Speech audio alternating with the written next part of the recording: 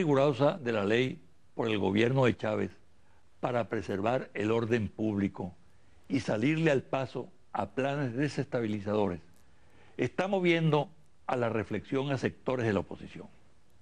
Por ahora se observa un decrecimiento de los llamados a la violencia debido a las acciones judiciales que se adelantan contra aquellos que aparecen como responsables.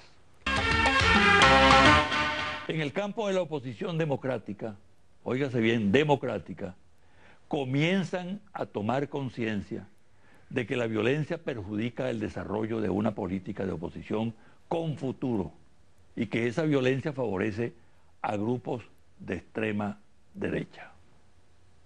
Hay la sensación que el gobierno está informado de todo cuanto se planifica debido a la mejora que se observa en los organismos de inteligencia. Y sectores de oposición estiman que llegó el momento de asumir sin muletas la conducción del movimiento oposicionista. Cada día se acentúa más el deslinde de la dirección democrática de la oposición con aquellos medios de comunicación que apuestan a salidas violentas. Se analiza también con sentido autocrítico lo sucedido durante los años 2002 y 2003, de cómo la dirección partidista entregó a los medios la conducción de la política, lo cual condujo a graves errores. Roberto Morgenthau, fiscal de Nueva York, ha inventado una novela sobre el supuesto flujo de dinero entre Venezuela e Irán para procesamiento de uranio.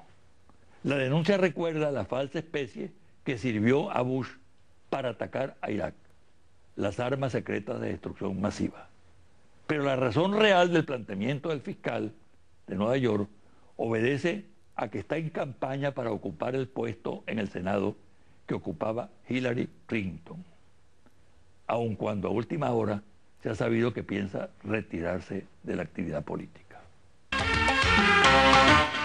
Hay un grupo de políticos, ex jefes de Estado e intelectuales de ultraderecha que se dedica al negocio de visitar países con procesos electorales o con situaciones que afectan las posiciones que ellos representan.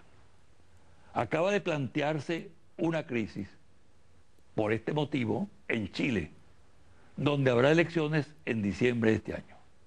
Allí se presentó esta semana José María Aznar, inefable expresidente del gobierno español, responsable junto con Bush de la aventura de Irak, quien trabaja para grupos poderosos empresariales y declaró que el candidato de la derecha, allá en Chile, Sebastián Piñera, ganará las elecciones.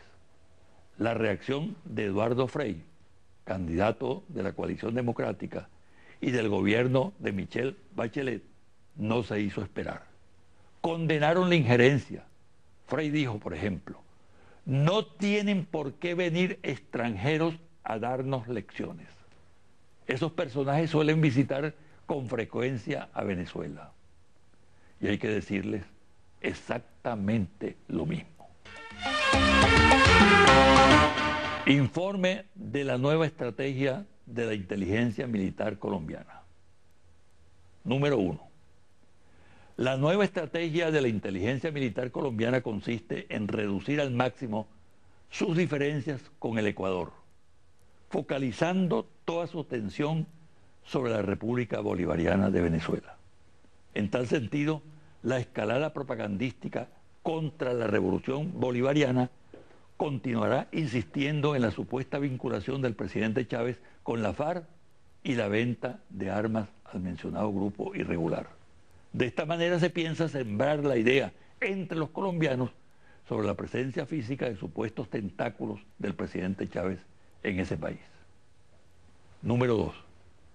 Dado que para los equipos de guerra psicológica y de construcción de falsos expedientes de la inteligencia colombiana, la supuesta intervención del presidente Chávez a través de la presencia física constituye una enorme dificultad por el escasísimo número de venezolanos en Colombia, la mayoría adversa, por cierto, al proyecto bolivariano, se procurará construir su vinculación, la del presidente Chávez en Colombia, a través de los siguientes canales.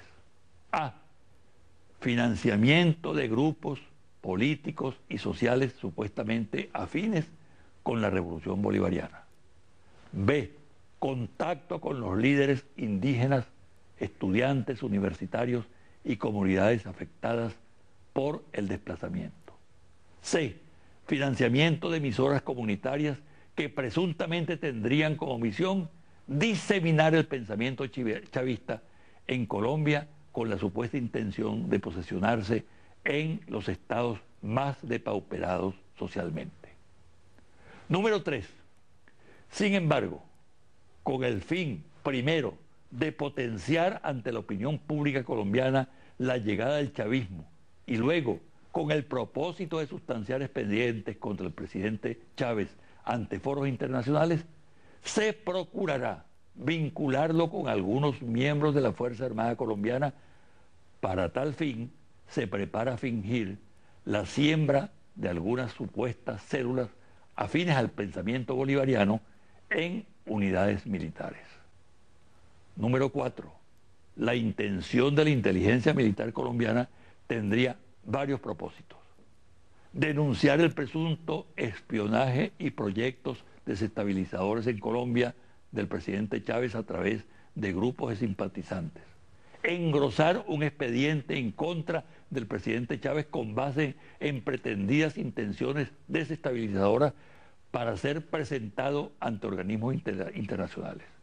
En vísperas de comenzar en Colombia una campaña electoral, la disidencia política con alguna coincidencia ideológica con la revolución bolivariana sería estigmatizada como traición a la patria ante la opinión pública de ese país.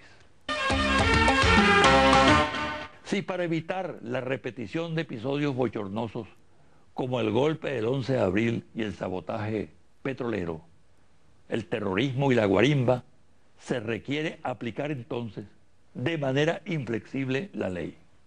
Si para impedir que grupos aventureros se hagan dueños de la calle, hay que aplicar leyes que sancionan delitos tipificados, hay que hacerlo entonces. No es casual que tan pronto se empezó a actuar en el marco de la legalidad democrática contra factores perturbadores del orden público, bajo ese clima que artificialmente se estaba creando. El debate sobre los grandes temas nacionales es compatible, perfectamente compatible con la plena vigencia del ordenamiento jurídico. Los venezolanos tenemos que acostumbrarnos a que todo se dirima en ese terreno, en el de la legalidad y no en el de la aventura. Pues bien, hasta aquí con este programa.